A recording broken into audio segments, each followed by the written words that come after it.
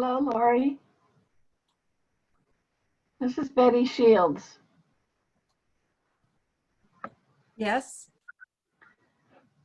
Hi, I'm joining the webinar. Great. Can you please mute yourself, please? Yes.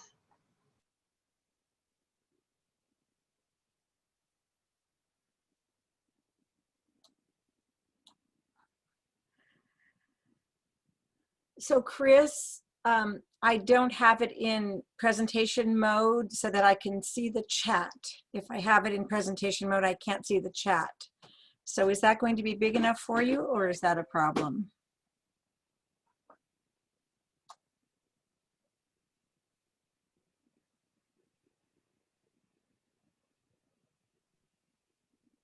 Great. Let's see if I can make it even bigger.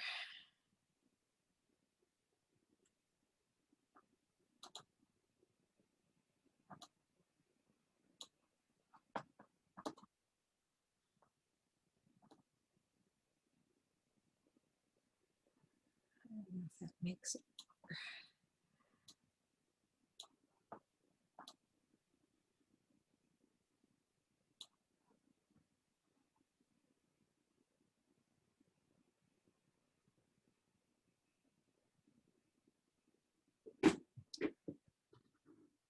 Hello, everyone. Welcome to EL Civics Basics. My name is Lori Howard, and I'm here with you today to present this information to you.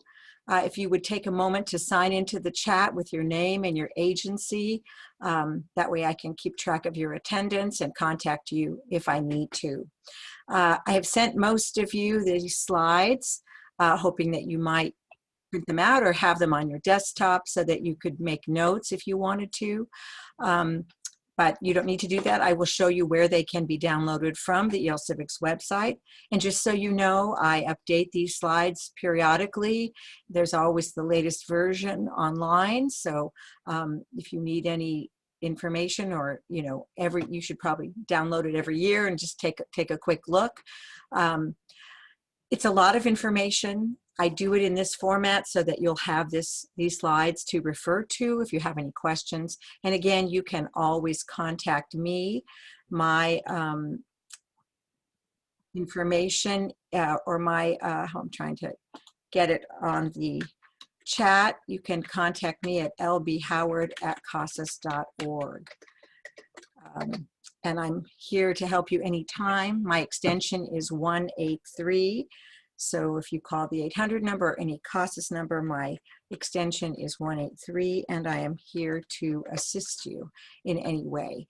I know many of you are new to EL Civics. You just got funded through CDE, which is terrific. Welcome. Again, this is a lot of information. You probably won't be able to assimilate it all in one training. So just be kind to yourself, and I'll do my best to explain. I'd love it if you were all on mute.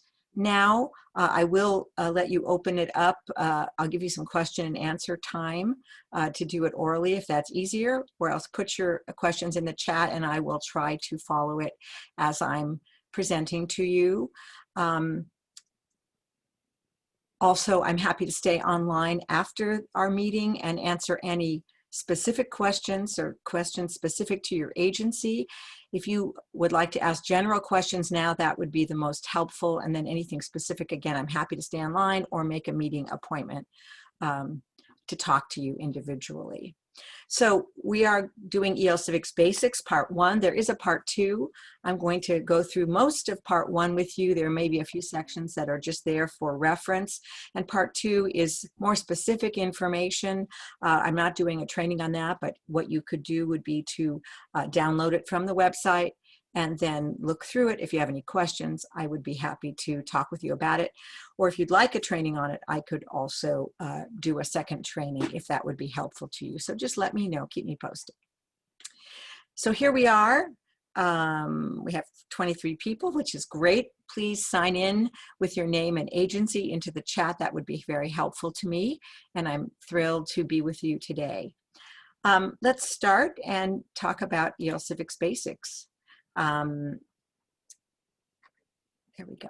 So I just want to give you the objectives.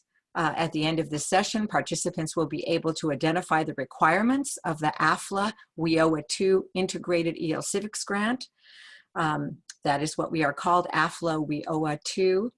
And we're going to identify the requirements specific to civic participation, IELCE, and citizenship preparation. And if there's anything you need, it'd be great if you don't have your video on, just to keep the bandwidth constant. And then again, if you can mute yourselves and then just ask your questions in the chat. I will give you a time to ask your questions orally if you'd like to. So why don't you tell me what your role at your agency is? Would you please type in the chat whether you're an Civics teacher, a CTE teacher, a coordinator of Civics, an administrator of Civics, or a staff member who does perhaps mostly data collection. If you would just type in the chat so I get an idea who's here.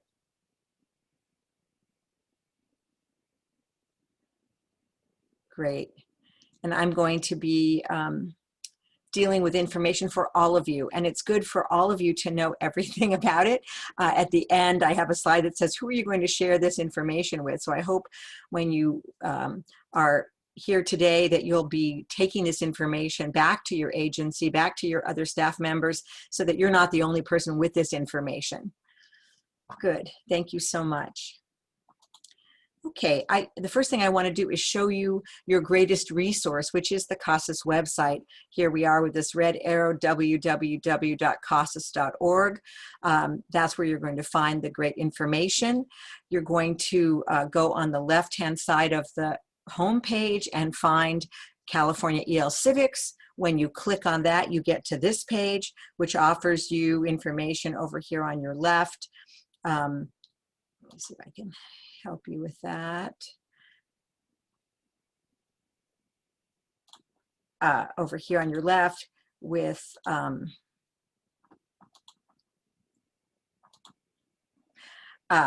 California Remote Testing, California Integrated English Literacy and Civics Education Plan for those of you who have a 243 funding, the Citizenship Preparation, or California Civic Participation. We're going to deal with these two main areas, California Citizenship Preparation and Civic Participation today.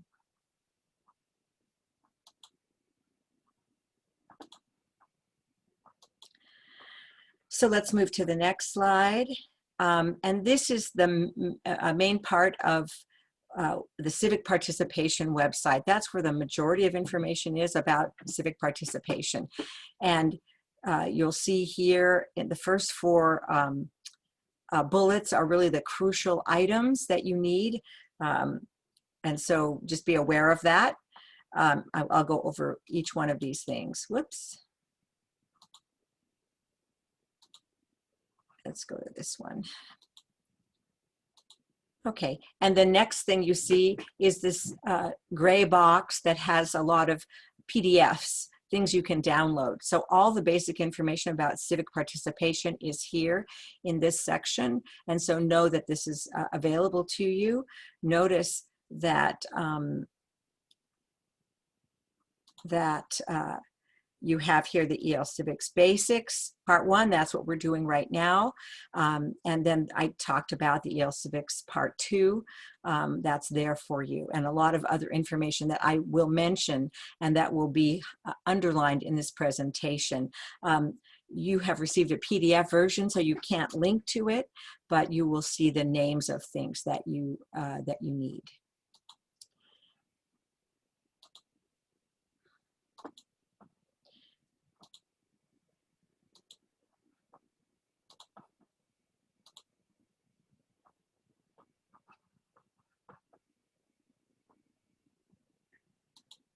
Okay, and then the next section on the web page has all of the integrated EL Civics documents. If you have 243 funding, that's what's there, and some videos. So we're trying to do videos that will help you. These will be going away as of September 30th when this grant, part of the grant ends, but they're there now in case you need them. And then there's some digital literacy guidelines. There are some resources that can help you. One thing that is really great to do is find the California AFLA Regional Network Meeting presentations. So your program specialist, who is a representative of CASAS, and you should know that CASAS is funded by the California Department of Education to offer training and technical assistance to you in Civics. And so your program specialist, if you don't know who they are, I'll show you how to find that. But you should be in contact with your program specialist. They will be inviting you to meetings. The slides from those meetings are all right here where I put the arrow. And then also you should be updating your information on the OTAN website, and you can do that through here. This link was broken yesterday, but I'm getting it fixed, so soon it should be, you should be able to see that. Okay, and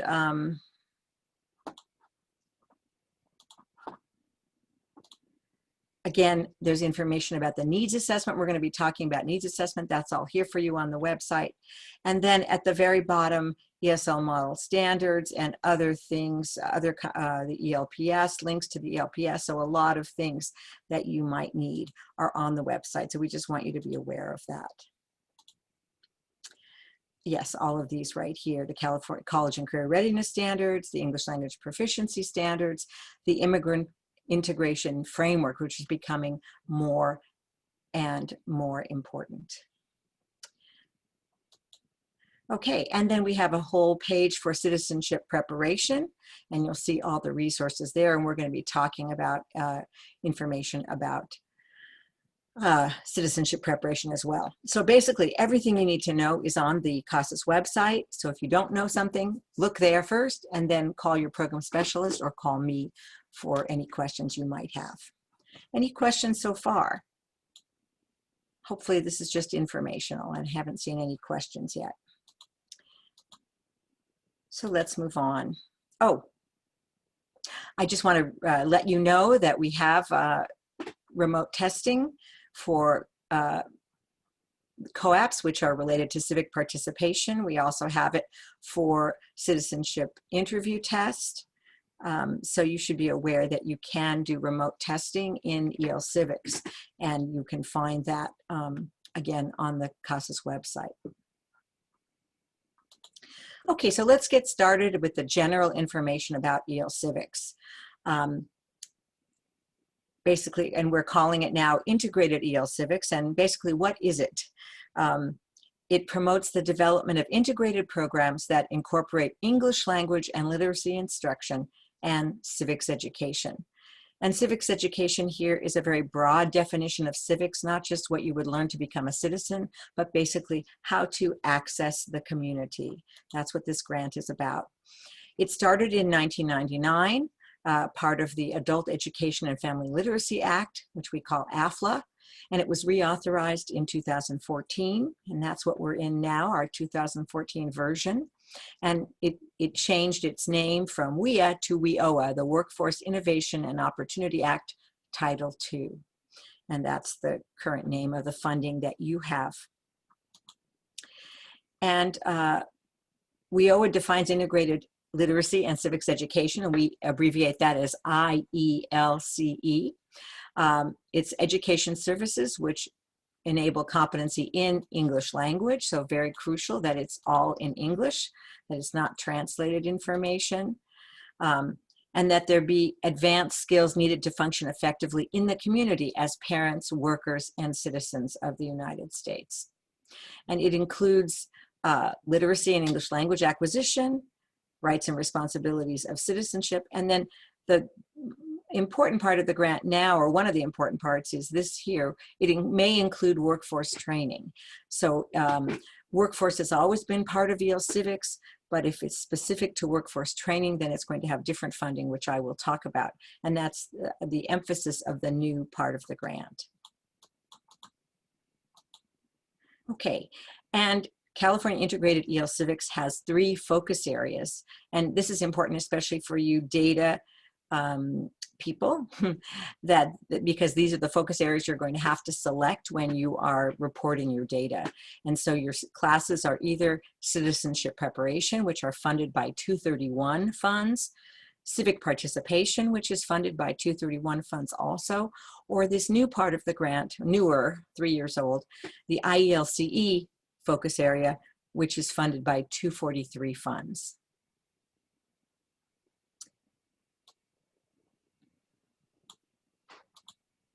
So let's talk a little bit about citizenship preparation so that you have this information. If you're not doing citizenship preparation, you might want to consider doing it because it's a great way for your students to get the information they need about how to become a citizen. So the first slide here talks about the requirements to earn payment points. That is an important part of our program, right? When students participate in citizenship preparation, they have the opportunity to earn for your agency up to 3 payment points. So the first requirement is that students take a CASAS pre and post test. So in all of WIOA, it's a requirement that students take the CASAS test in all of WIOA, and they can only earn subsequent payment points if they have both a pre and post test pair. So that's really important. And if they just have to take the test pre and post. If they happen to complete a level, they'll earn a payment point for that. Another way, but an optional way to earn a payment point, is to take the citizenship interview test. So if students are studying to become citizens in citizenship preparation, you may want to offer them the citizenship interview test, which is an oral test that simulates the USCIS interview that they would be doing when they have their appointment with USCIS.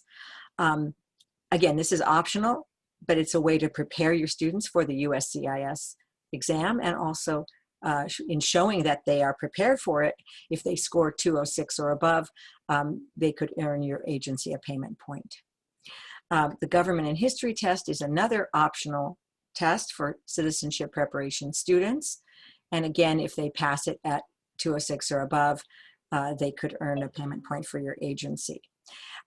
These are not pre and post tests. They're 2 forms of the same test, 973 and 974 for the CIT, 965 and 966 for the what we call the G&H test.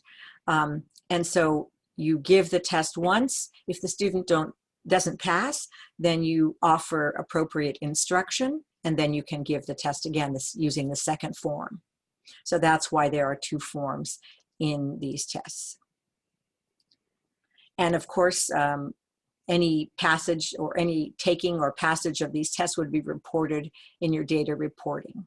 Okay, and you would find out about that in the beginning of the year letter, which I'm sure you've heard about. Okay. So let's move on.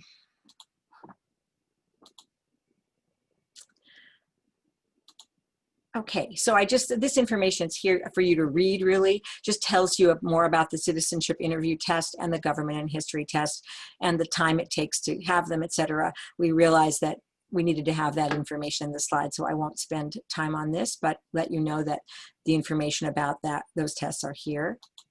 And then also this other test called Reading for Citizenship. It is a pre and post test you could use. It's a great test, but the drawback would be that it's really only at the low level, A and B. So if your students might be at a higher level, you would have to retest them again using Life and Work or Reading Goals. Life and Work for ESL now. So there's a limitation with this test that it's only for levels A and B. So you may want to consider just using Life and Work. But if your students are just doing citizenship and they're at the low level, this test might be appropriate for them. And that's a pre and post test. Okay, so steps to begin a citizenship preparation program. Again, you need to be someone in your agency needs to be trained to administer the CASAS test. I'm sure you've heard about that in your meetings, talking about the CASAS testing, and this is all the information that you need. And again, all students in WIOA need to take a CASAS pre-test and then a CASAS post-test. So again, I'm not going to spend a lot of time on that because that's a basic requirement for the WIOA grant. Okay, and then you'll want to plan instruction for citizenship preparation. Some really great resources that are on the page I showed you on the CASAS website are the USCIS website. And this is the link here, uscis.gov/citizenship. And then there's some great instructional materials at USA Learns. So both of these are really great resources for you in planning instruction for citizenship preparation. And then step number 3, as we talked about, after you do instruction, you can offer additional testing, again, in the government and history test and or the CIT test. The government and history test, your staff members can just use a TAM, a test administration manual, to offer that test. It's an oral test. Students listen and write the answers on a score sheet, on a test sheet. But the citizenship interview test is an oral test. Your staff members would need to become certified in that and then recertified every year. So let me give you a little bit more information on that. So this is information on the citizenship interview test. Again, the CIT examiner needs to be certified, and then if they're certified and if the student passes, your agency can earn a payment point. This is information about how to become a CIT administrator or examiner. Now we're using that word. You need to place an order, and then once you place an order, the person can begin the online training. It's an online system, takes between 3 and 6 hours. It involves doing an interview with some students. And then once the person is certified, then every year they need to become recertified. And the administrators and CIT, administrators of the school and CIT examiners will get information every year about how to fulfill that recertification. If you want information about that, going here at cit@casas.org is the place to find more information about that. Any questions about citizenship preparation? Okay, let's move on to civic participation. And civic participation, or this section, is going to talk both about civic participation 231 and IELCE 243 programs. And that is because although there's different funding, they basically use all the same information. All the information that pertains to civic participation also pertains to IELCE, although IELCE has a few more requirements, which I will mention. So let's get started. I want to tell you a little bit about our great program, Integrated EL Civics. We are really the only one in the United States that handles EL Civics in this way. We took the funding that we got from the federal government starting in 1999 as the opportunity to fulfill a dream for performance-based instruction. So rather than having students study specifically grammar and how to pass a test, be able to pass a test, you know, writing and reading English in a written test, we wanted them to be able to access their community and be able to perform outside by talking to a doctor, by filling out an application, by completing a medical history, all of those things. So this money was aimed specifically at that intent, and so we were really thrilled to get that. And so these monies connect language instruction to the real world, and they're based, as I said, on performance-based instruction, but also on performance-based assessment. So the way an agency earns money in this system is by having students receive instruction and then assess them in a performance-based way, not a paper and pencil test, multiple choice, etc. Those are not allowed, but in demonstrating the performance of the objective. And we'll talk about that.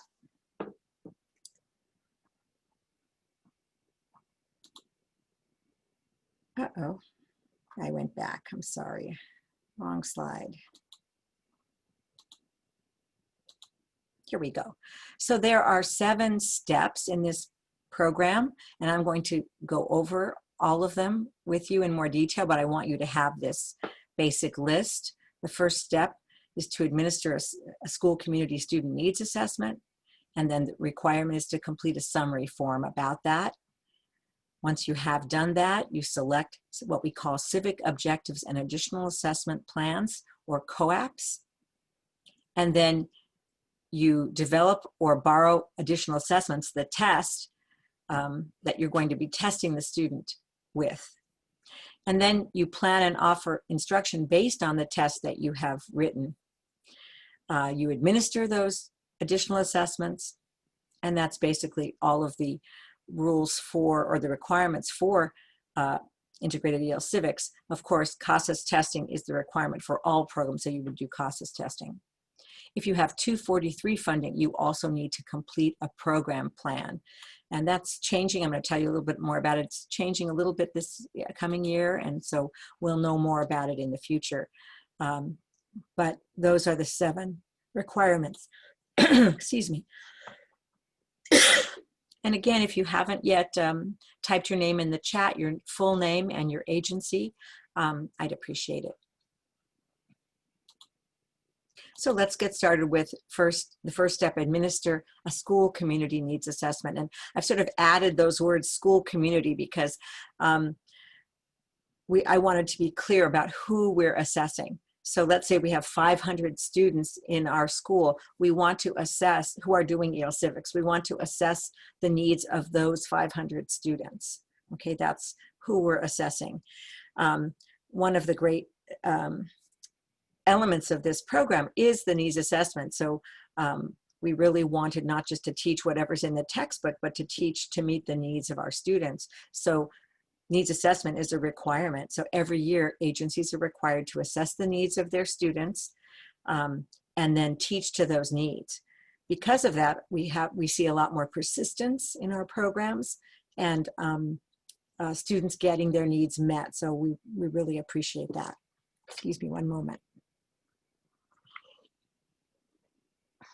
So it's a requirement to do a school community student needs assessment every year and then report what you did for your needs assessment in a summary form, which you can find on the CASAS website. It just got switched into a fillable form, so it should be easy for you to use.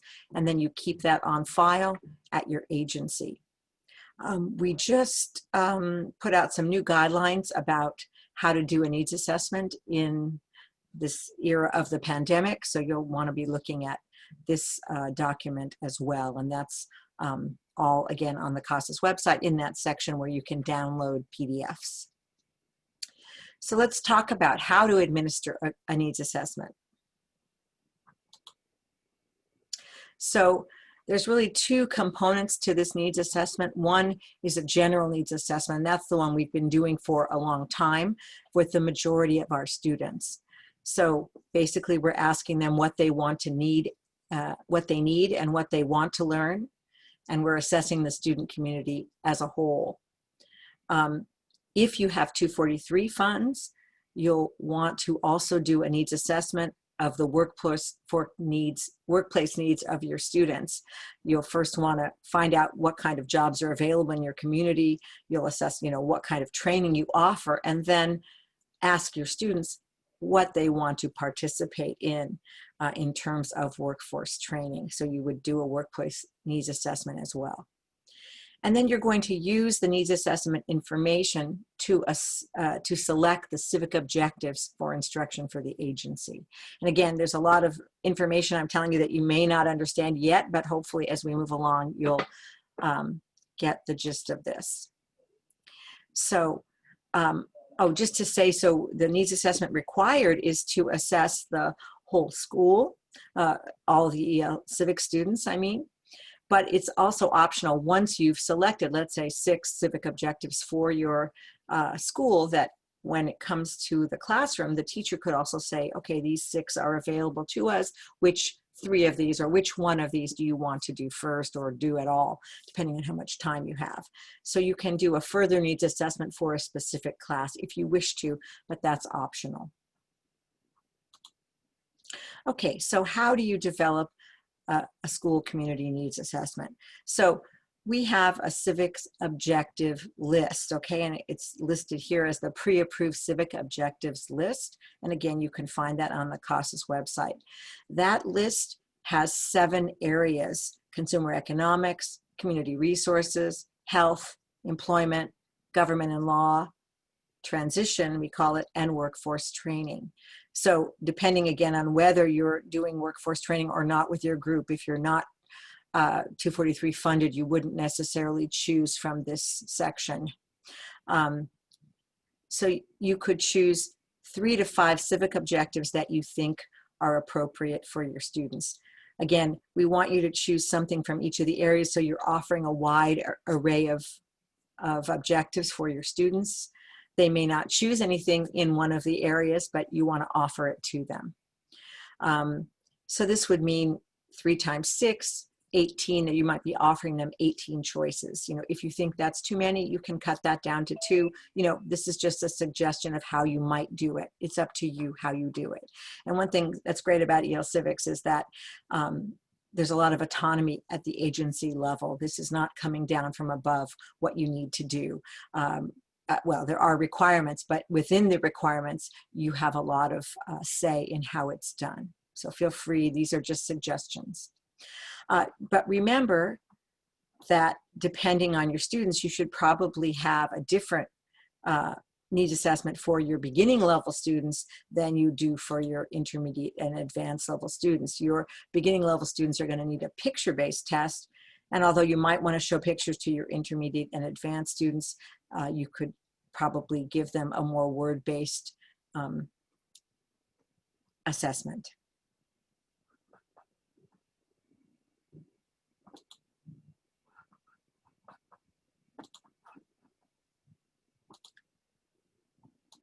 Okay, and I just want to give you an example of the kinds of civic objectives that are offered. And again, if you don't think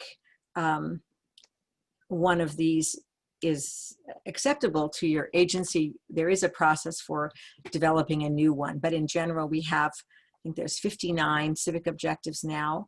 And here are some examples in the areas: consumer economics, access community or commercial agencies to resolve a consumer complaint; in health, identifying and accessing free and low-cost medical, dental and other health services and insurance;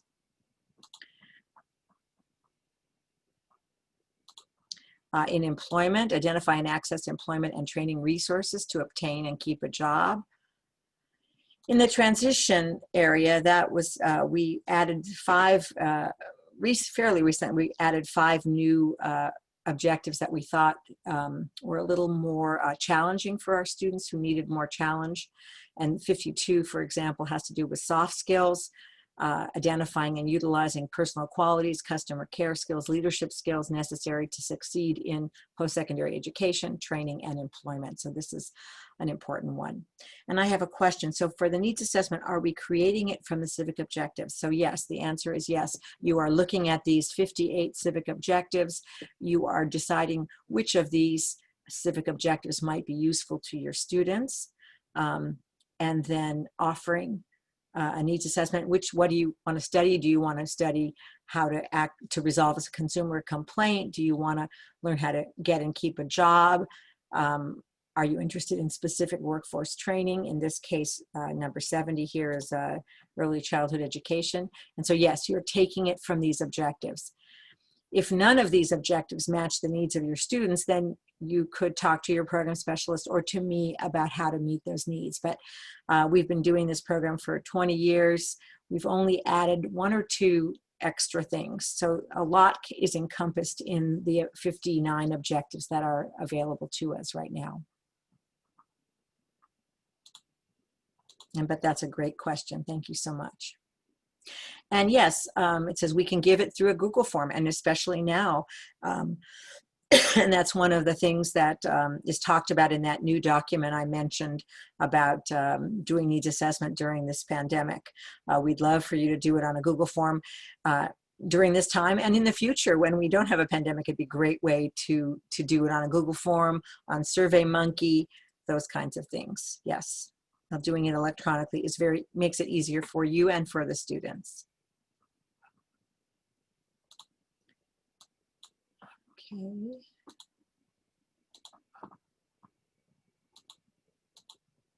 Okay, so as a sample, and we have some samples again on the website, for a low-level student, we'd want you to show a picture like this, where it says use a bank, and there's a lot of different things there that you might be showing. And you can get visuals from Google Images, etc., that are non-copyrighted, to make up your needs assessment. We don't want you to use the civic objectives. So the civic objective, like I just showed you, are very long and are for teachers only. Identify, evaluate, and compare financial service options in the community. We don't want you to give any of your students, even at the advanced level, something like this. So you would take specific words that, and you might find those words that you want to add in the pre-approved civic objectives list. There are lots of language and literacy objectives that relate specifically to instruction, and you might want to look at those and take some words from there and think about some ideas from there, and perhaps add some pictures for the low level, and for the higher level, pictures, of course, are good too.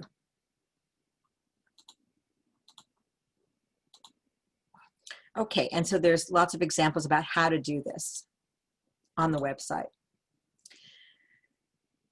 Okay, so once you've prepared your needs assessment, you're going to offer it to the majority of your learners. Again, we understand you can't get every possible person, but the majority of them, you have them check which 3 or 5 they'd like to study. Again, we suggest you don't number them in priority order, because it's really hard for you to figure out what's the top priority, but just have them just check 3 or check 5 of the list you give, and then put it all together and see what's the most popular one, and select COAPs, we're going to talk about that relate to these civic objectives.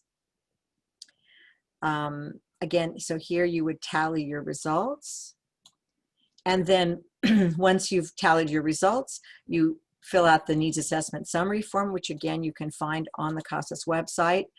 And you're basically telling in that summary form your process. Here's that you attach the test or the assessment to it. You say 500 students took it, 300 chose X civic objective, 300 or 200 chose Y, 50 people chose Z.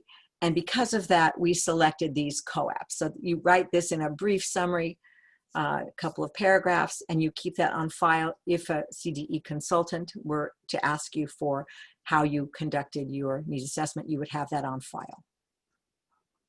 Okay, and the last bullet here says utilize the results to inform your agency's selection of COAPs. I would actually put that in the needs assessment summary. I think that's important to show. Okay, and so now we're going to move to how you do that. So you've done your needs assessment. We're moving to step 2. Select civic objectives and additional assessment plans. So we have put online about 160 plans for assessment. They are not the assessment themselves. They are plans for assessment. The reason they are plans is because we want there to be, or I should say the state of California wants there to be some standardization as to how students are assessed. So if students take a test in Los Angeles versus taking a test in San Francisco, that they would be evaluated on the same rubric, okay? And they'd be doing a similar type of task and evaluated on the same rubric, and they would have a similar level, etc., and demonstrating that level. So that's why we have a plan. Then I'll tell you in a minute that the plan then is for you to follow when you develop an assessment for your agency specifically that meets the needs of your specific students. So that's where a lot of choice comes in, and teacher autonomy, agency autonomy about what the actual content is for these assessments which relate to your instruction. So you have the opportunity to select up to between 3 and 10 civic objectives. Sorry.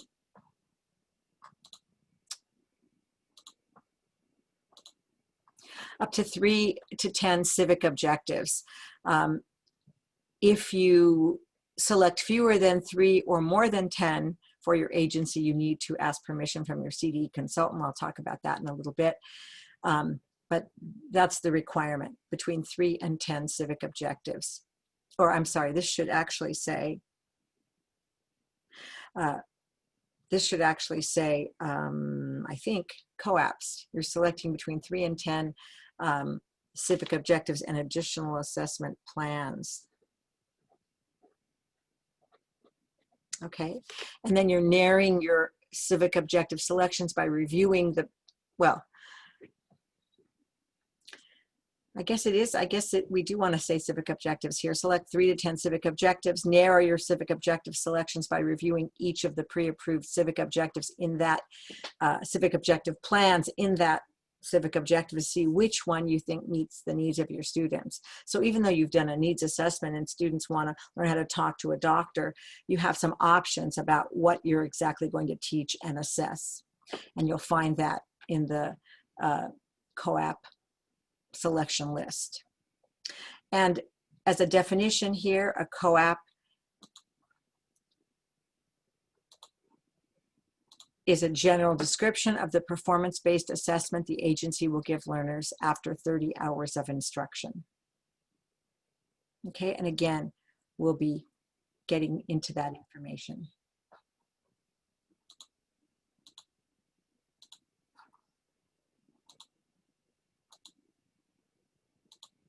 Okay, so after you've selected your civic objectives and you're looking at which COAPs, you're looking at the COAP list, and there's approximately 3 assessment plans per civic objective.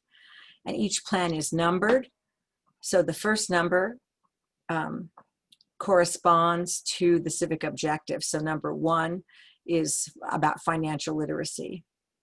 The second number after the point designates which of the plans it is. So you'll see 1.4, 1.5. They are 2 plans within the civic objective number 1. And each plan includes 1 to 3 tasks learners must complete to demonstrate what they've learned. If you're doing a portfolio task, they have more tasks. But basically what you want each student at each level to have at least 2 tasks to be demonstrating what they've learned in the 30 hours of instruction that are required for IELTS Civics.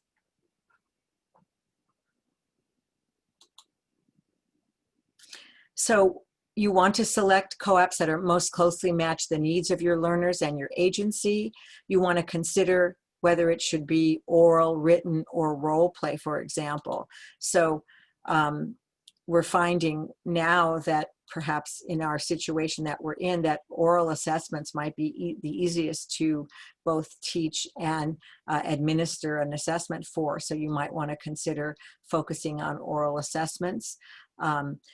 Because you're going to be doing this perhaps remotely, you'll want to be considering how it's going to affect remote testing.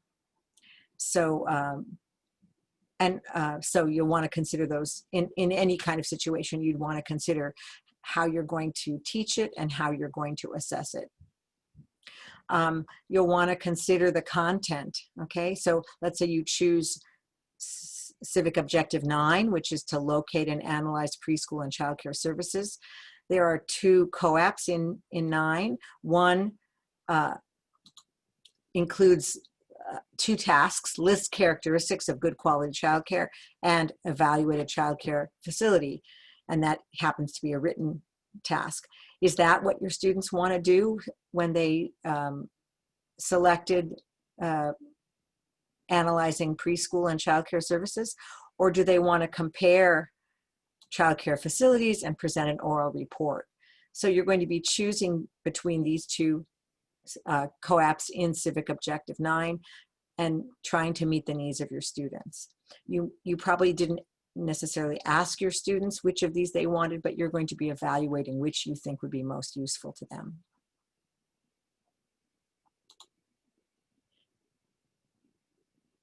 And if you did ask them, then that would be great too. So your needs assessment can be either general or more specific if you think it should be. So this is one of our FAQs that's on the website, and it talks about selecting more than one COAP in a single civic objective. I'm not going to read you this whole thing, but it used to be that you could only select one. But because, especially in the workforce training, we thought it would be necessary to perhaps have you have more than one civic objective that related, more than one COAP that related to a civic objective. The state has allowed that, and there's a few rules about doing that. So just, if you're going to be selecting more, then look to this FAQ for some information about that. And that's both here in the slides, and the FAQs are posted again on the Civic Participation website. So once you select the COAPs, and again, I'm just giving you an overview, you're going to have to go and try to do this yourself, then you're going to develop a performance-based assessment based on the COAP and specific to the needs of your agency, and then develop 30 hours of instruction that relate to that assessment. Performance-based assessment, you are teaching to the test. So it's what we want you to do is teach all the information that's going to be on the test. The test may have limited information on it. We'll talk a little bit more about that, but you're teaching everything the students need to know to pass the test. So that's what performance-based assessment is. So you've done your needs assessment, you've selected your COAPs, and now we're going to talk about how you develop the assessment and do the instruction. So those are the next two steps. So developing additional assessments. So each additional assessment is based on the COAP, as I mentioned before. You're developing it with this plan in mind, the COAP. It has to be performance-based and assess how well a learner can access the community. Okay, so it's performance in the community. That's what you're testing. It needs to relate to the instruction. So again, you're teaching to the test. So that's why you develop the test first, and then you develop your instruction to match that. Any assessment can be done by an outside assessor or the classroom instructor. We usually suggest that it's perhaps more effective for your students if you use an outside assessor rather than their own teacher. As we know, students get used to how their teachers speak, and they might understand them but not understand someone outside. So in assessing the performance of students who are supposed to go out in the world and give a job interview, for example, we want them to be able to understand people other than their teacher. So optimally, you would choose an outside assessor, the teacher next door, the principal, a staff member who's trained, that everybody should be trained in how to give the assessment. That would be the optimum, but the instructor, him or herself, can do it.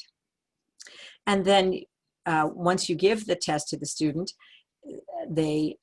if they don't pass, you have the option of offering more instruction and then repeating the assessment. So don't worry that your student didn't pass. We usually expect that about 80% of your students will pass the first time, and then you would want to give further instruction to those students who didn't pass and then give the test again. And for you data people, there is a place in the in TE, TOPS Pro Enterprise, where you would mark a first attempt and then a fail perhaps, and then a second attempt and then a pass or a fail, whatever would happen. But there is a place to mark that. It's often asked whether you should report all your tests, and you do. You report passes and fails, not just the passes, because that shows that you were giving a good test. If everyone passes, then your test is too easy. Since you are the maker of the test, you need to be careful that your test is challenging enough for students at every level. And if you start having everybody pass, or 95% pass, or even 90% pass, you'll want to make your test more challenging. And that is your responsibility, the agency's responsibility, to make sure your assessment is challenging. Any questions so far?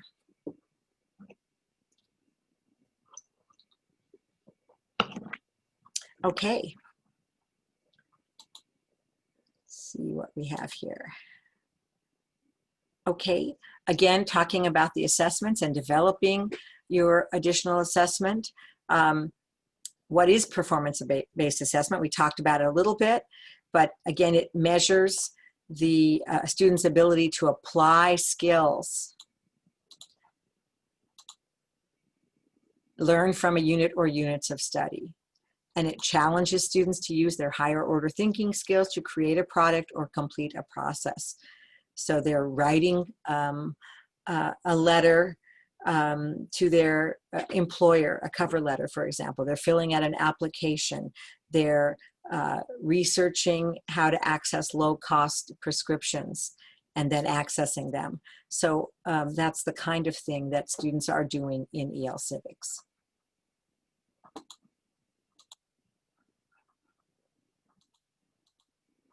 Okay, and so it's important that you know performance-based assessments have to do with showing what students can do in performance, and that's why they're not true-false questions, they're not multiple choice questions, they're not fill-in, except in the cases of filling in an application. Then it could be a fill-in situation. We don't have any kind of matching either, or any kinds of word banks where the student would be choosing. This has to come from the student themselves, because we're trying to show how they could perform in the outside world. We don't have a text box in the outside world where students choose the word they want. That has to be what they have been taught. So that's why we don't accept any of these tests types as appropriate for performance-based assessment.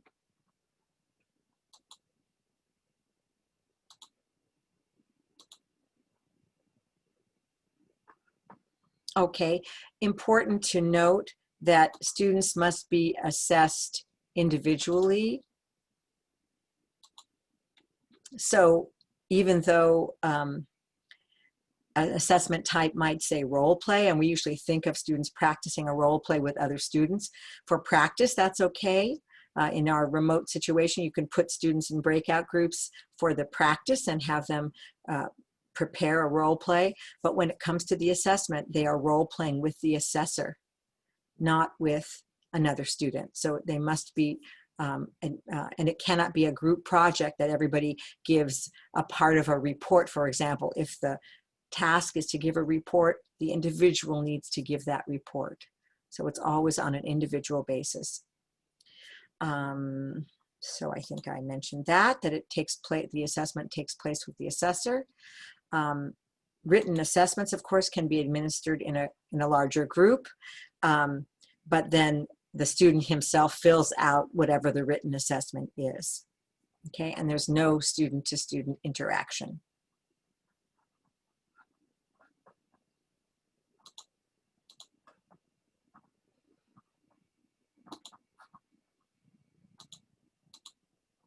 Okay, so in terms of developing your additional assessments, you can develop your own assessment based on the COAAP and corresponding tasks that you have selected in your COAAP, or you can use another excellent agency's COAAPs as a model, or actually borrow an assessment from them.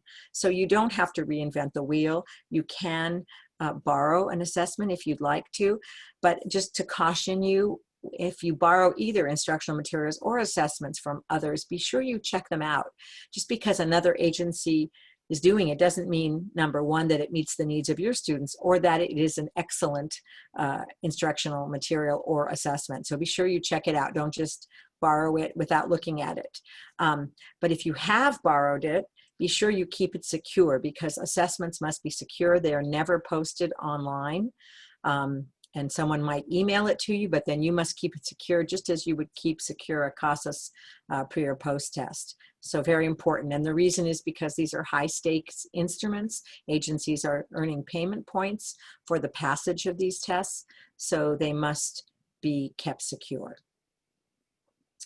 And you might want to find out if an agency is doing the COAAP that you've selected. You can go to a place on the CASAS website that says COAAP selected by California agencies, and you can see who else is doing it. You can also toggle to the previous year. So at the beginning of the year, there may not show up a lot of selections. So you might want to toggle to the previous year to see who selected this last year and probably has developed instructional materials and assessments. Okay. Also, when you borrow instructional materials or assessments from another agency, you know, ask if it's okay if you revise them to meet your needs. And I would suggest you do that again, review them and revise them to meet the needs of your students. And again, just keep them secure. If you do revise someone else's or if you use someone else's materials, be sure that you credit that agency so that everybody knows that's information that came from another agency. We're all doing a lot of work and people want to be credited for their work.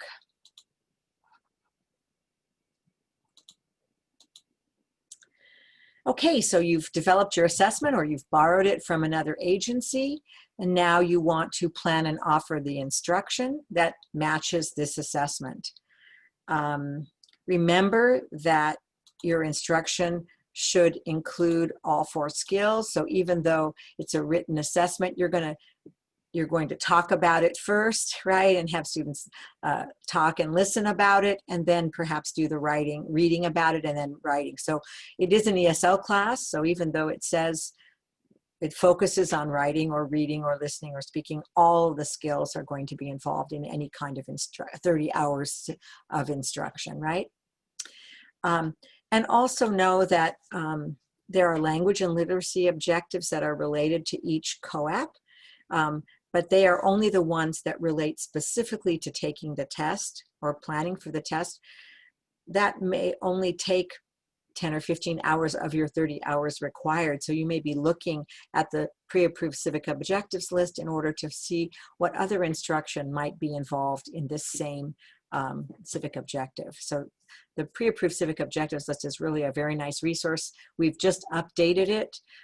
Especially we've worked on numbers 1 through 30, civic objectives 1 through 30, and so there's a lot of new things there now if you haven't seen it in a while, especially related to the immigrant integration framework, which is a really important resource that we are relying on these days. So I would definitely make sure you look at the pre-approved civic objectives list to see all that can be taught in these civic objectives.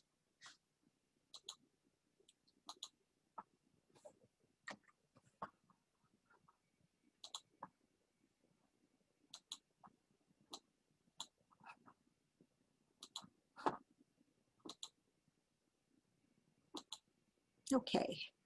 I think I just mentioned this, that what you teach is not limited to the language and literacy objectives in the assessment itself. Remember that your instruction has to be at least 30 hours. And that 30 hours is content specific to the selected COAP.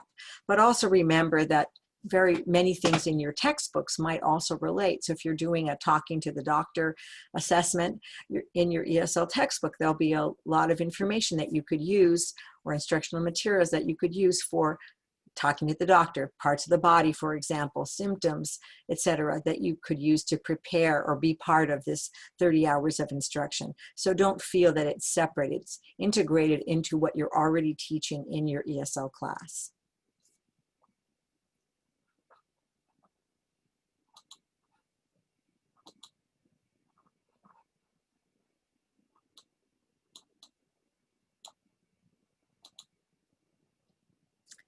Okay, so again, you're going to develop a 30-hour instructional plan. Okay. Or you can also, some agencies do it in that they rely on their individual instructors to prepare the instructional materials. It depends on how your agency wants to do it. At the very beginning of this, we had a lot of monies for Civics coordinators, and they often prepared 30 hours of instructional materials and they handed it out to their teachers, and the teachers followed it. You can continue to do that, or even pull resources for your teachers or offer suggestions, or you can rely on them and offer them the assessment and let them know what's going to be assessed and let them develop the instructional materials. It is important that everyone at your agency is using the same assessment so that all the students have the same opportunity to pass or fail this test, and that it's, you know, fair to everyone. So everybody should be using the same assessment. Individual teachers should not be preparing the assessment. It should be a school-wide thing. Unless you have a very tiny program and you only have one teacher, that teacher could prepare the assessment and do the instruction. But if you have more than one teacher doing this, you should be preparing the assessment as a group, deciding on what needs to be taught as a group, and then moving forward with that. Just so you know, again, you can utilize textbooks and supplement your materials. There are sample lesson plans at OTAN, which you can see here, www.otan.us. And you can find some EL Civics materials that have been developed for you. Just to let you know, we are working on, but will not probably be available to you until next year, a repository of materials that in the future you will be able to access to use for your instruction. Again, assessments won't be available in the repository, but instructional materials will be available. So look out for that in the future.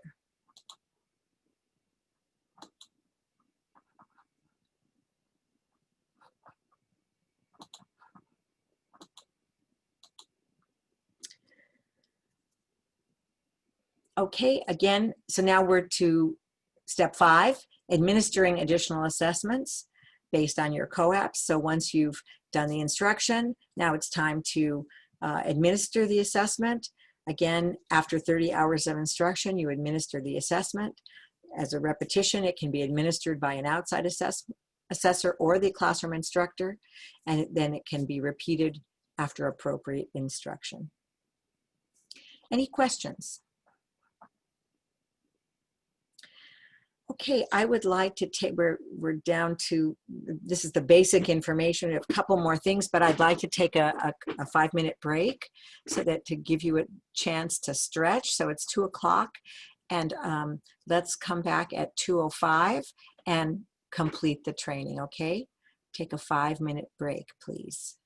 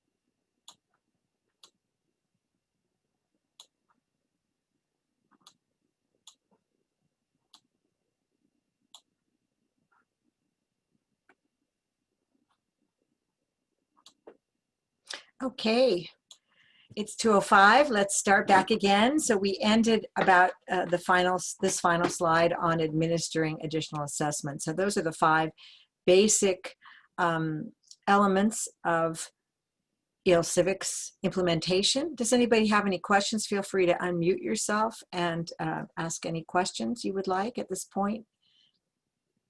Again, I realize this is a lot of information.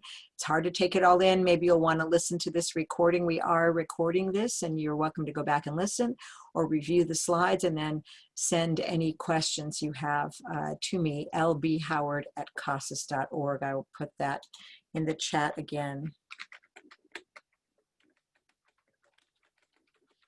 Any questions? Okay, let's move on then. Remember, you can put your question in the chat if you'd like. So just the last 2 steps. Again, CASAS testing, you all are learning about that, so I'm not going to review it, but just to say that that's step 6. You must have a pre and a post test for any of the payment points that you may have earned through steps 1 through 5. In order for your students to earn those payment points, you need to have given them a CASAS pre and post test. And, oh yeah, okay. So let's just go over the earning the payment points then. Again, if they've taken a CASAS pre and post test and they have completed a level, that they will possibly earn a payment point for your agency. And then a requirement of civic participation and IELCE is to take COAP assessments. They can earn a possible 3 payment points from 231 funded COAPs, or 3 payment points from 243 funded COAPs. And there is a list in that section I told you where there were PDFs. It's the 243 funded civic objectives, and it's the list of all the objectives, and it shows you which ones are 243 funded. They're all 231 funded, but a certain number of them, I think it's 28, are 243 funded.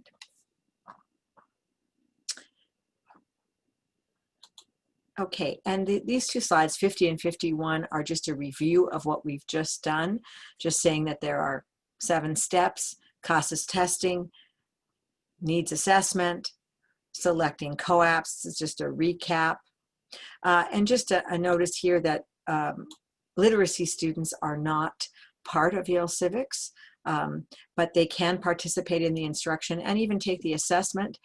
If sometime during the year they score 180 or above, their payment point would count. So if you have a multi-level class and you want to involve literacy students in IELTS Civics instruction, you may do that, but payment points won't count until they've received a score of 180 on the CASAS test, 180 or above. Okay, again, developing and borrowing additional assessments, offering instruction, administering the additional assessments, and then another requirement for the IELCE programs only is to complete a program plan. As I said, that's going to be changing this year, and we're going to be giving you more information about that in the future. And I have a slide on that as well. So those are our 7 steps for civic participation and IELCE. Any questions? Okay, we're going to spend some time then talking more specifically about civic objectives and additional assessment plans and the selection process. So I know you might not have understood exactly what we were talking about when we talked about them, but now we're going to go into more detail about it. So hopefully that will be helpful to you. So as I mentioned previously, there are 59 pre-approved civic objectives. There happen to be numbered 1 to 54, I'm sorry, 1 to 54, and then 70 through 75. 41 happens to be deleted, so that's why the numbers aren't exactly even. As I mentioned previously, there are 3 COAPs for most objectives. There are 164 in total. You can see the pre-approved civic objectives and additional assessment plans on the CASAS website. There's the pre-approved additional assessment plans list. It's the very first bullet on the civic participation page.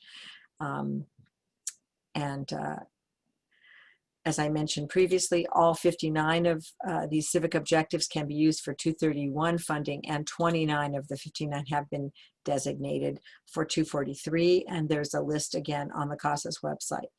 Those 29 are related to workforce preparation and workforce training outcomes, and that's what the 243 funding is all about.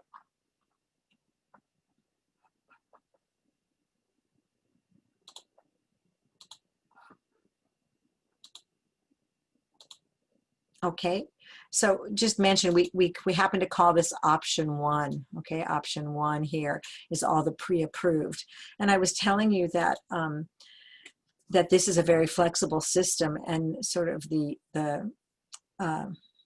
when this was planned, it was planned by some people who really were thinking about meeting the needs of agencies and students, And so we didn't want to just have a system that was just what the state said you should do. That's option one, something pre-approved that you can just go in and select and plan accordingly. We wanted to have a system that would change with the needs of the agencies and the students. So option two allows for revision. So option two are revised, pre-approved, or approved COAPs.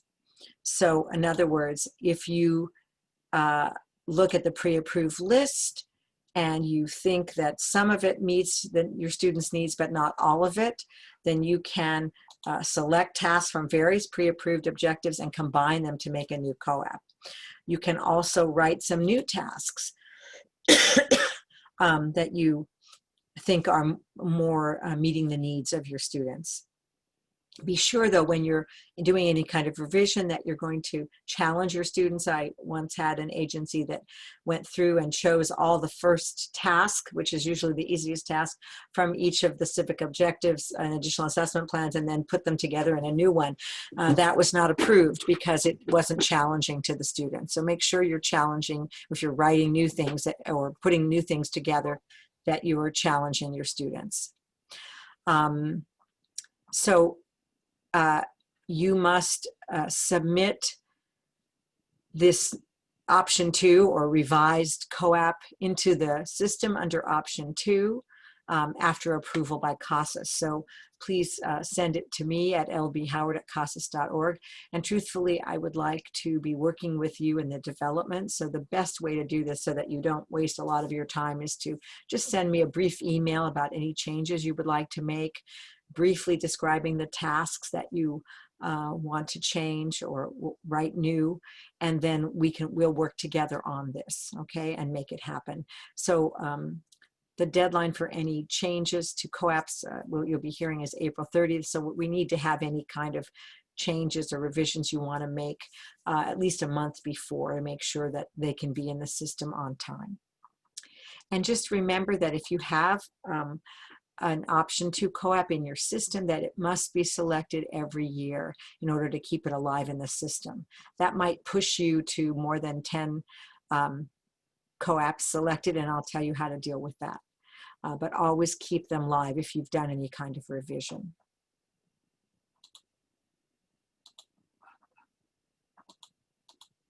Okay, option three is for new COAPs. We really haven't had a lot of these, but we've had a couple. One was nutrition. We had sort of left out nutrition in the first go round in 2005, and so we added it in very quickly, number 46. And then Torrance Adult School realized we had a big need for digital literacy, and so they wrote 47 and 48, which were about digital literacy. We just started a new one, 54, which was about the census this year. So that was a new need. But there have been very few over the 20 years, but we are open to that. So if you see a need in your community that is not addressed by any of our COAPs then, or civic objectives, then please let me know and I'll help you develop something for your agency. And again, remember, if you have an option three, it must be selected each year to keep it active in the system.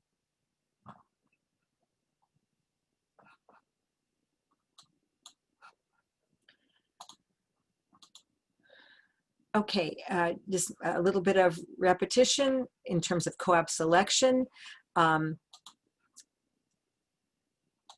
Agencies can select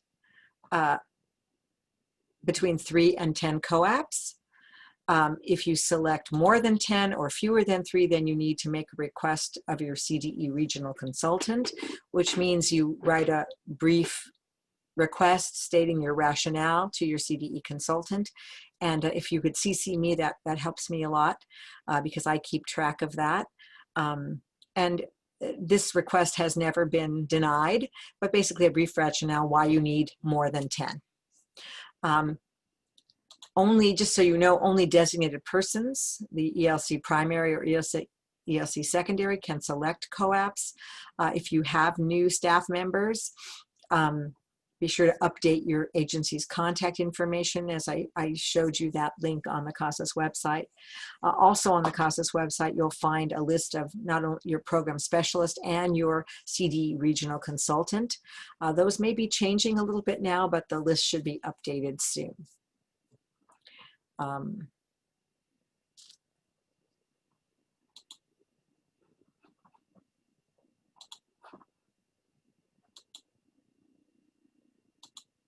Okay, and here are the deadlines for COAP selection. The first deadline is October 31st. And the reason it's there is to just make sure that you are in the system. Okay, so we want to make sure that everybody has selected at least one COAP by October 31st. If you may or may not think that as a COAP you want to actually work with your students, it doesn't really matter. This is not about selecting one that you love or think you have to have or think is good for your students. It's just about showing CASAS and the California Department of Education that you know how to select a COAP. So please go in there and just select something. Don't wait to the last minute to do it. Just select anything. You can change it. So you have until April 30th to add, edit, or delete your selections. So please select one by October 31st, and then anytime before April 30th, add, edit, or delete. Be sure not to delete anything you've already assessed, because then you won't be able to earn the payment points for that. So if you've assessed it, you need to keep it on your list. And for those of you who are data people, you need to download any selections into TE. So I'll show you how to do that in a minute or two. It's on the slideshow. Lori? Yes. This is Barbara. Remind them to make sure they know who their person is. So don't wait until the 31st to try and do the one COAP. Okay, in other words, who can select the designated person? Yeah, because sometimes that happens and they wait till the last minute and then it's a crunch. Right. So if your person has changed, you should, the best thing really to do, we do want you to go to the OTAN system, but it doesn't always get to us quickly. So you'd probably want to let your program specialists know who your ELC designated person is. And then your program specialist will check in the system, make sure that they're the designated person and that they're able to select. So yes, as Barbara said, and Barbara is the program specialist for the Central Valley area in general, although that may be changing a little bit. Be sure you have selected someone who's going to be designated. Let your program specialist know, update your OTAN contacts as well, and make sure that person has access to the system before October 31st. So now would be a good time. Okay, again, the last day to add, edit, or delete option 2 is April 30th as well, but if you're going to add a new option 2, be sure to let me know at least a month before this deadline. And if you're going to do an option 3, we ask that you get to it soon so that there's plenty of time to work on it, because this is going to be a whole new thing. So that deadline is January 31st. Any questions so far?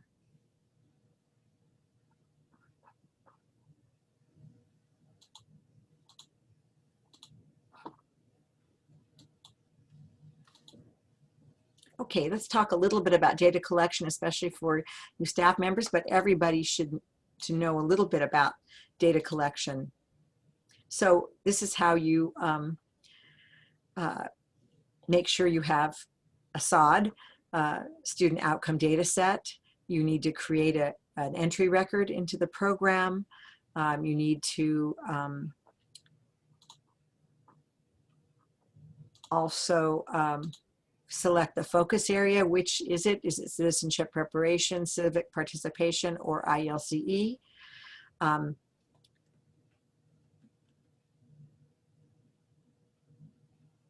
then your Civic students must have listed an instructional program of ESL, not ESL citizenship. And then there also needs to be an update record after 12 hours of instruction. So this is what it takes to have a SOD. student outcome data set. And so these are one of the requirements for data collection.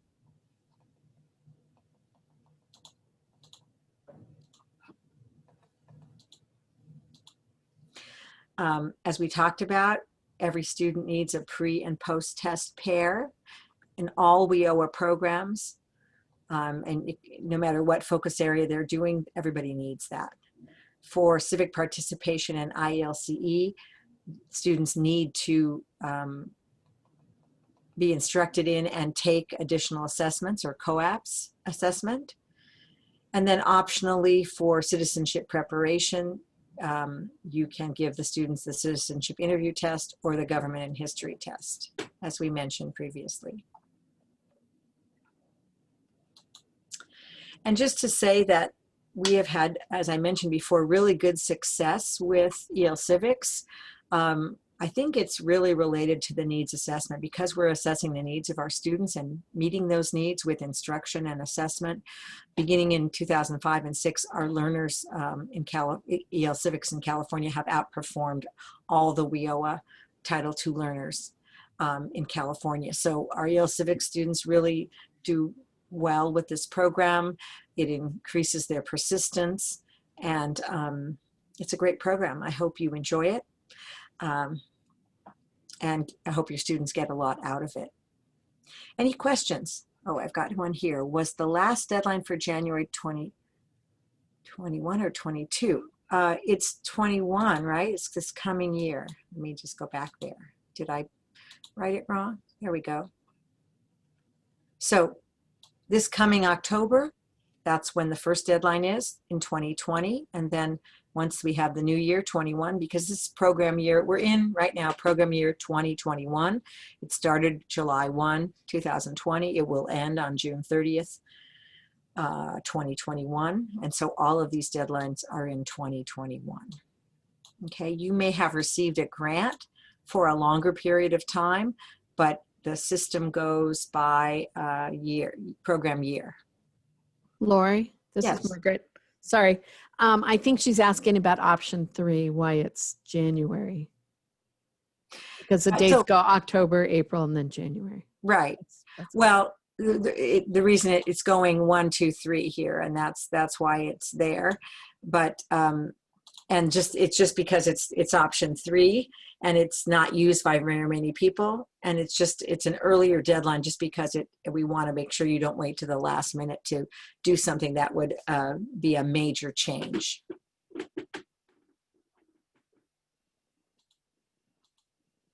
Okay, so talking about IELTS Civics information, where you can find it, again, the CASAS website is the best place to find the information, as I showed you, and I can take some time to look at some specific things if that would be helpful to you. So first of all, the IELTS Civics website, you're going to find the Civic Participation and Integrated IELTS Civics page, and there are FAQs there. On the Citizenship Preparation page, there are FAQs. Just so you know, everything on the website is updated every year on July 1. So we do update periodically during the year as things change, but you can be sure that everything on July 1 is new.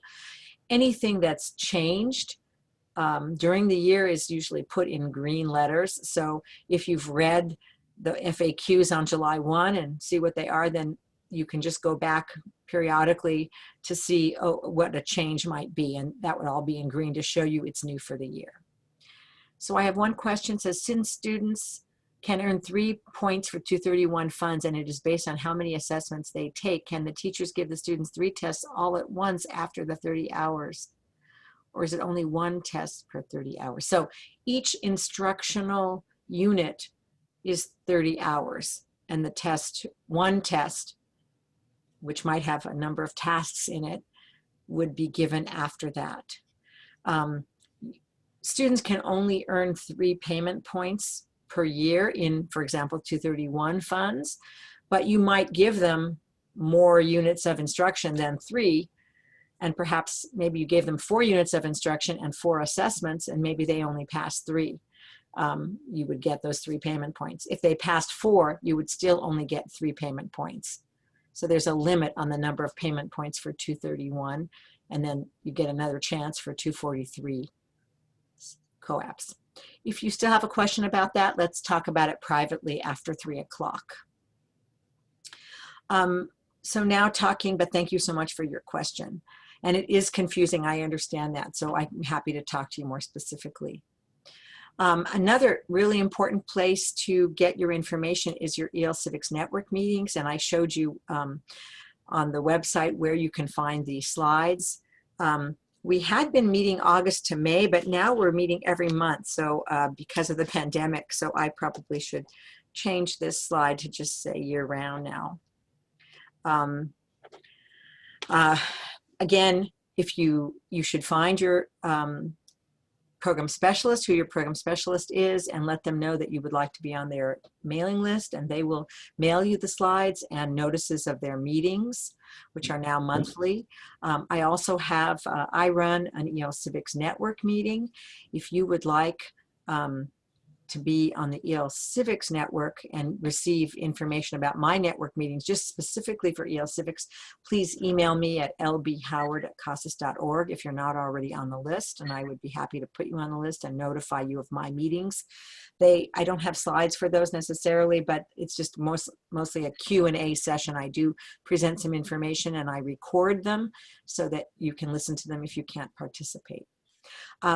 Rather than putting your information here, if you would email me at lbhoward@casas.org, that's going to be more effective. Okay, so I have your email address and I can put you on the list.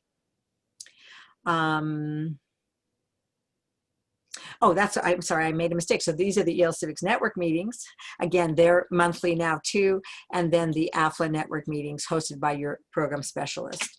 And again, those are the ones you get slides for every month.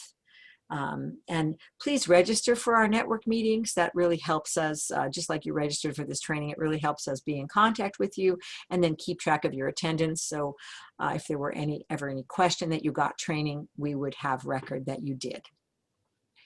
So that's the great sources of information about IELTS Civics.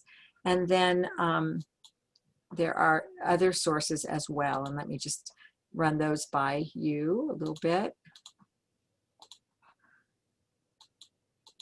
Okay, so just to let you know, your CDE consultants, again, as I mentioned earlier, CASAS is funded by the California Department of Education, or CDE, to provide training and technical assistance to assist them in administering this program.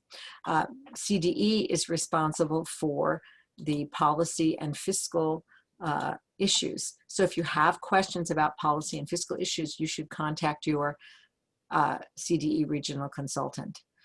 If you have questions about instruction, assessment, or data collection, then you want to talk to your program specialist. And you can find them, a list of them, on the IELTS Civics website, okay? And I can show you where that is. Let's do that. Let's go to the website really quickly and show you where that is, because it's important for you to know that.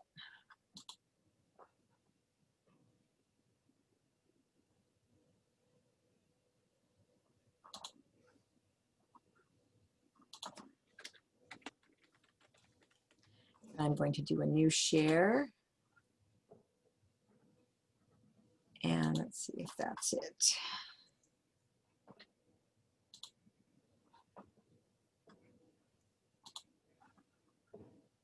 I'll go to CASAS.org.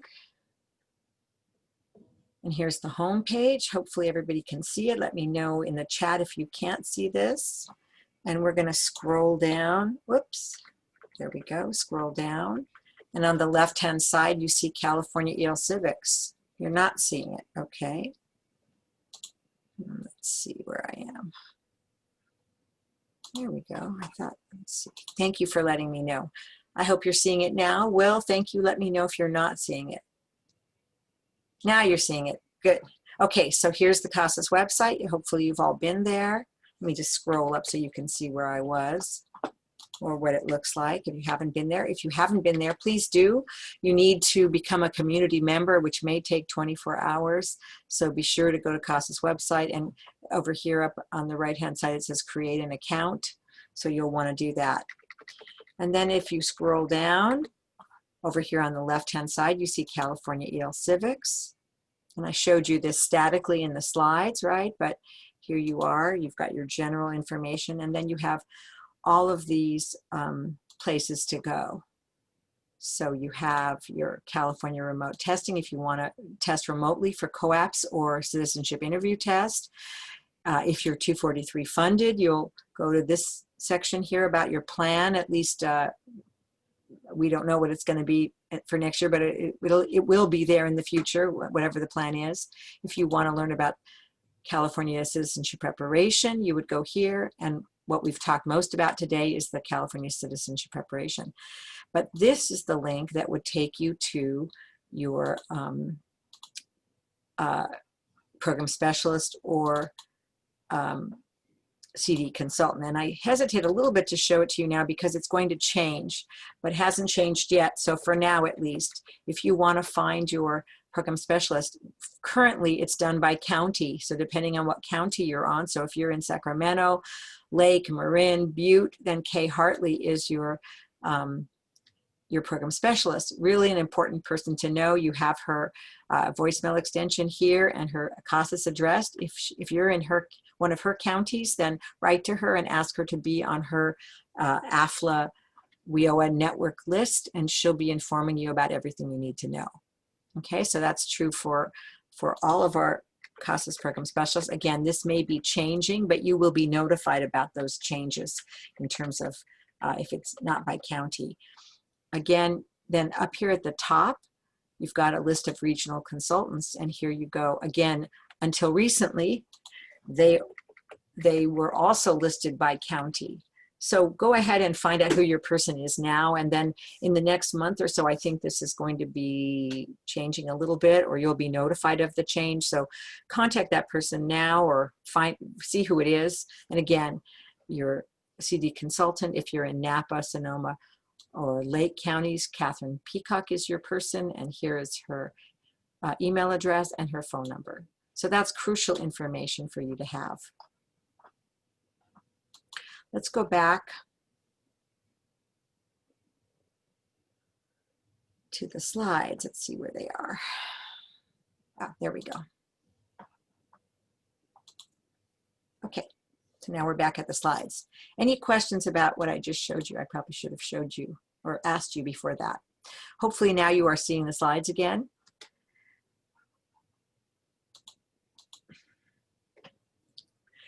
Are any of you funded for IELCE 243 funds?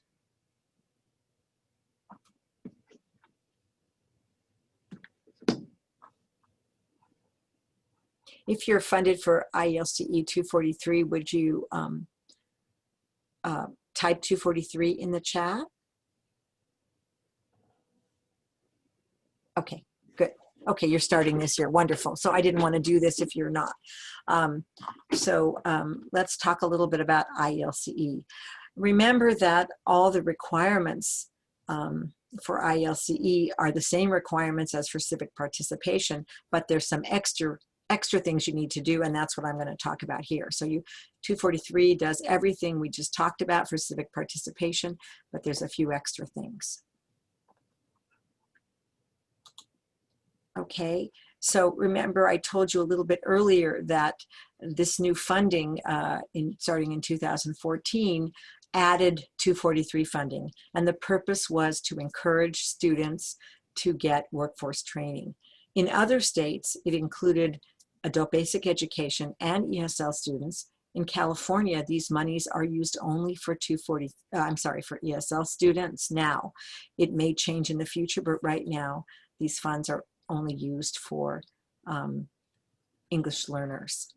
So we're trying to encourage English learners to get workforce training and get jobs. Okay, and that's what this 243 money is about. And so all of your instruction needs to be related to a career pathway.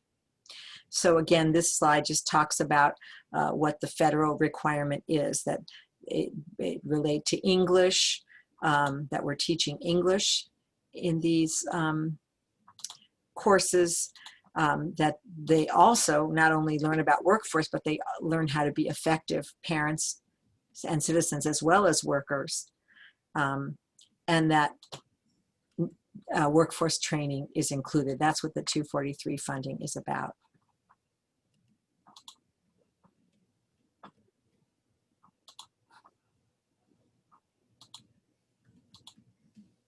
Okay, so the goals are to integrate with the local workforce development system. So you're supposed to be partnering with the local workforce investment boards, et cetera, and then to prepare English language learners for unsubsidized employment in in-demand industries and occupations that lead to economic self-sufficiency. So you need to be looking at your community and seeing what kind of jobs are available in the community, and what the in-demand industries and occupations are in your community. Looking at that, you're then to see what kind of training is available in your community that would relate to that, either in your agency or in an agency that you could collaborate with. If you're an adult school, it might be a community college that you would be collaborating with in order to offer this training. So make sure you've done a needs assessment of your community. Once you know what jobs are available, what training is available related to those jobs, then you want to do your needs assessment of your students to see which jobs they're interested in.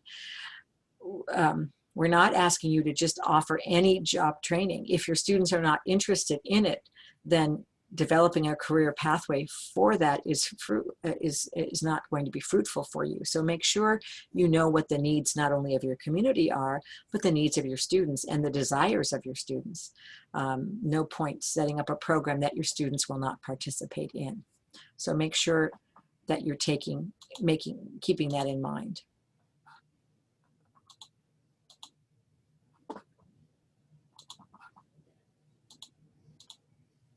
So these are the areas that are part of the IELCE program, or Integrated Education and Training. So IELCE is related to IET, Integrated Education and Training.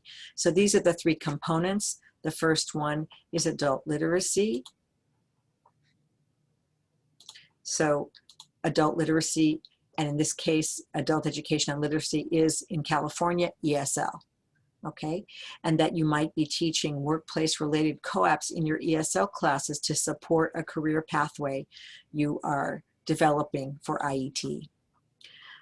You might also have workforce preparation, and again, it's workforce preparation in this context is an ESL class or instruction, and that there be workplace-related COAAPs taught there.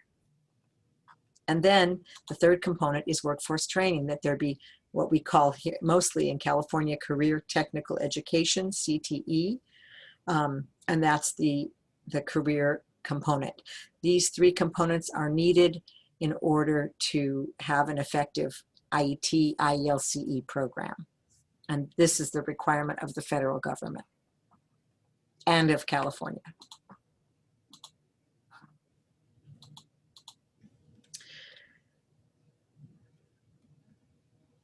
So to qualify for IELCE 243 funds, you must select one of the 29 COAAPs that are related to IELCE. Let me show you that list, since I do have, let's see if I can give you a new share. And let's go back to the CASAS website and show you where that list is. So I'm going to, hopefully you're seeing this. And I'm going to California EL Civics. Oh, just need to check one thing really quickly. Okay, California EL Civics and civic participation. Okay, and I'm going to scroll down. Let's see where we are. Here we go. 231 and 243 funded. Oops, sorry, this one. Just have to get in here. I'm going to download that. And here's the list. So you can see here's the list. These are the 59 civic objectives. And you can see here that if something has an asterisk, then it is 243. So all of them are 231, but the ones with an asterisk are 243. So this one is about entrepreneurship, number 3, COAP 3. Okay, and let me see if I can scroll down here. Whoops.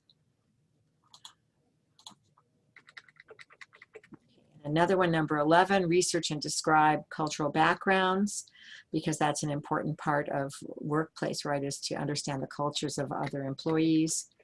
We'll go to, sorry for scrolling. 23, access and use community service and government information. 27, demonstrate knowledge of health and safety precautions. So these are this is the list I was talking about. Any questions about that? Okay, let me go back to our slides. Okay. Besides selecting 243 COAPs, you also have to designate the focus area of your class as 243. And so that's important for those of you who are data people. And there are some FAQs about this, about how to have both 231 and 243, teaching both of those in a COAP. And I'm not going to explain it right this moment, although we may have a slide about it. There is a slide in one of the slideshows, and it's also on the FAQs.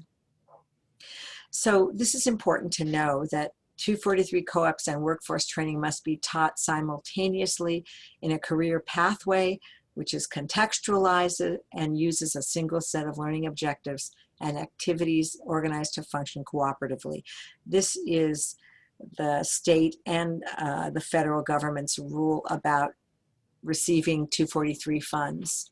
So you must comply with this in order to receive 243 funds. And English learners must have the opportunity to be enrolled in a class or program. So not all of your students need to be enrolled in training, but they have to have the opportunity, which means you have made an agreement with your CTE teacher, for example, that ESL students would be admitted to the class. So the purpose of this is to stop the sequential nature of instruction. So previously, ESL students needed to take ESL 1, ESL 2, all the levels of ESL, whichever you give. And then when they were all done with ESL, then you would perhaps offer them workforce training. The purpose of these monies are to support English language learners in getting workforce training while they are learning English, and to offer English support that helps them succeed in their training and then also on the job. So that's why it needs to be taught simultaneously and within a career pathway. So that's the purpose of this, not sequential instruction, but simultaneous instruction. And as we talked about previously, learners who pass assessments for 243 designated COAPs earn up to 3 payment points if they also have a CASAS pre and post-test pair. Any questions? There are 2 types of teaching models that can be used for IELCE 243 funding. One is co-teaching, where you have the CTE teacher, the workforce training teacher, and the ESL teacher in the same classroom teaching together. Okay, and they're working on the same single set of learning objectives. The English language instructor is assisting the students in understanding the training and getting the most out of it. You can also provide this in an alternating teaching model where, for example, the students are taking an ESL support class for the training from 6 to 7 p.m. and then from 7 to 9 p.m. they're taking their training class. So that would be an alternating teaching model, 2 different classrooms, 2 different teachers, but teachers are always in either of these models working together to offer the instruction. They know what each other is doing, and they're working as a team in either of these models.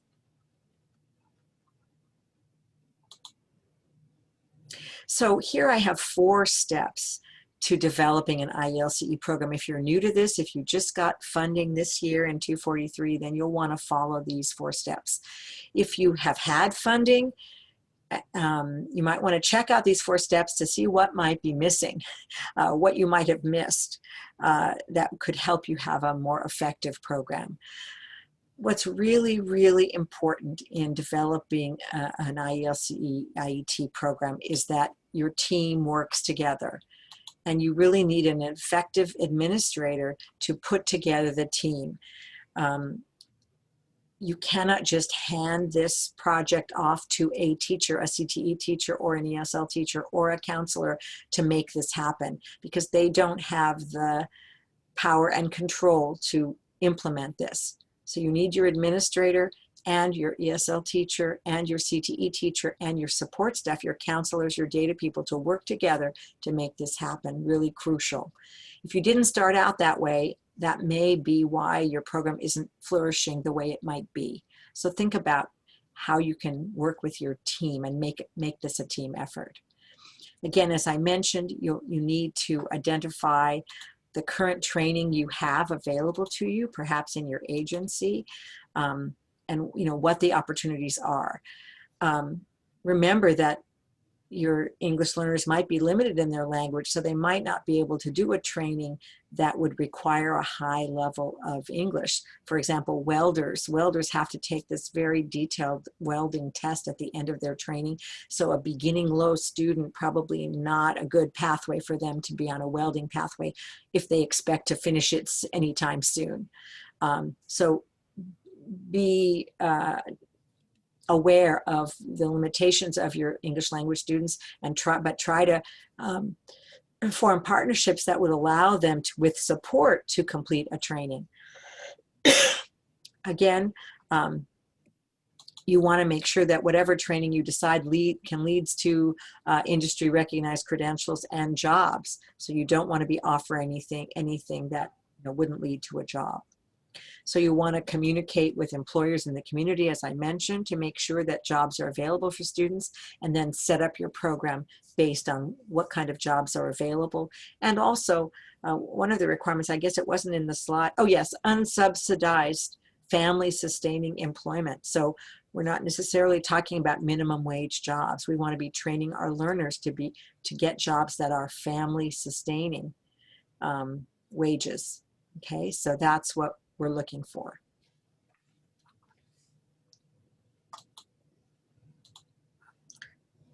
Okay, step two,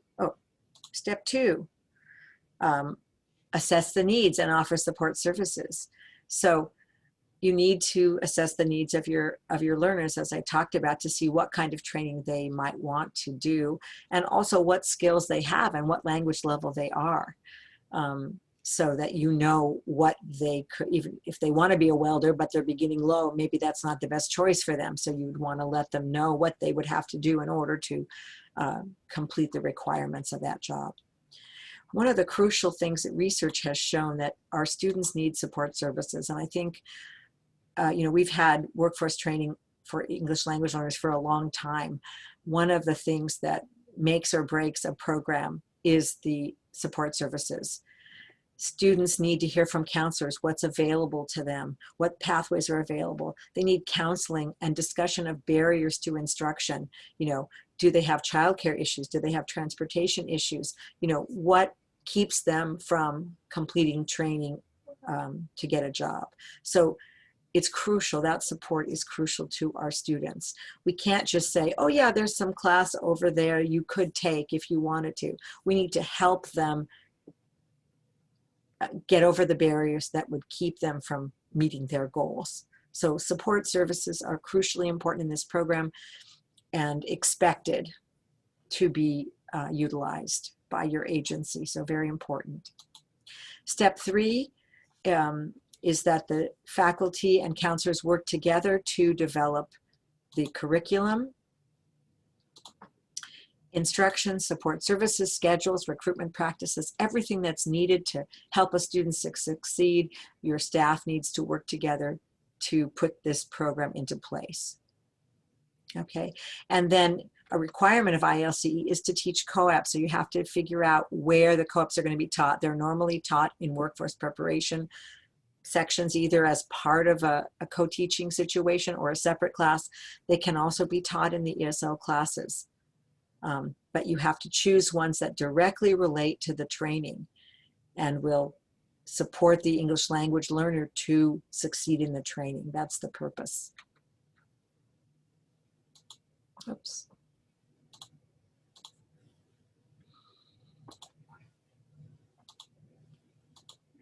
Okay, and as lastly, we want to have this program be continuously improving. So once you do a semester of classes, you've prepared your program, you implement it, then you want to get feedback from your students, your teachers, your staff, administrators, employers, everyone, to see how you did. You know, what would mean this program succeeded. Define the success, find out what went well and what needs changes. We hope that you'll continuously improve. So you might just have 1 or 2 students this year participating, but hopefully you'll ask those 2 students to go back to the ESL class, tell how they did the training, how they got a job, and inspire other students to participate in the training. So that's great.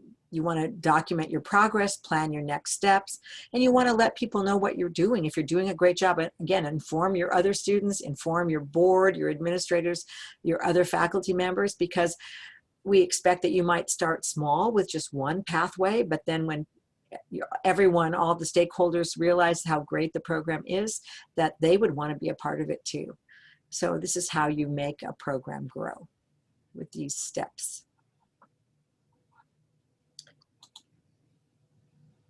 Okay, talking about the program plan. If you're doing IELCE, you need to fill out a plan. The plan, although it's called a plan, it has been up until now a description of what you have done. So this plan has been due April 30th of every year, and very often you're writing about what you did do and what you plan to do for the next year.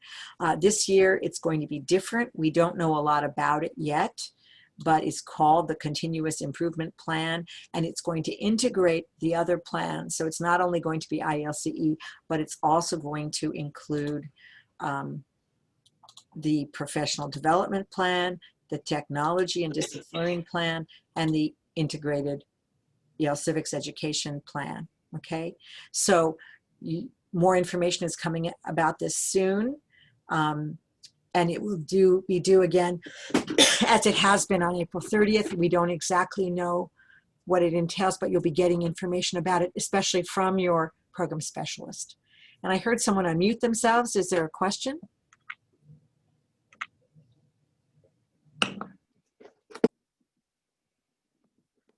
Okay, we're getting towards the end here, and then I want to save some time for questions. I just want to do the last few slides. Let's see if I can get there. Did I clear? Let me clear. There we go.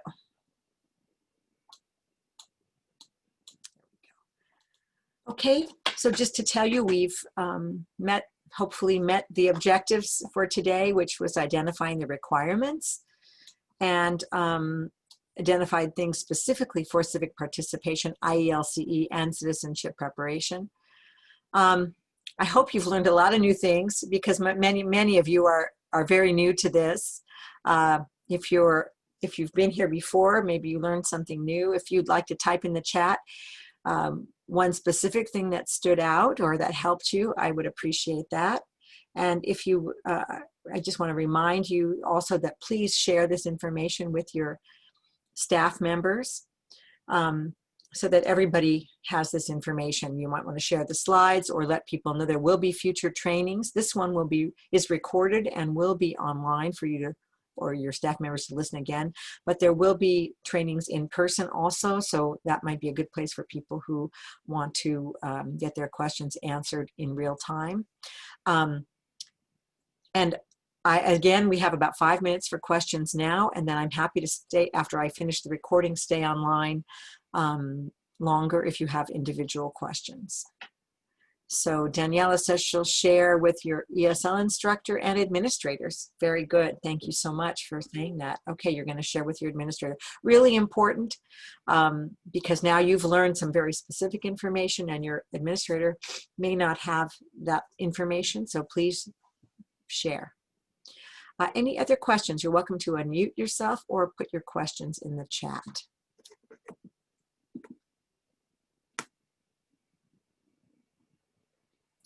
If you don't have any questions, I'll close by saying that it's been a pleasure working with you. Thank you so much for participating. Again, this will be online for you to listen again if you'd like to, and I hope you will share the information with your other staff members that they can take this training either by listening again online. Notice that we will be updating the slides periodically as new things happen, so you could look at them again, make sure you have the most updated version. Thank you so much for participating. I will be here online to answer any further questions.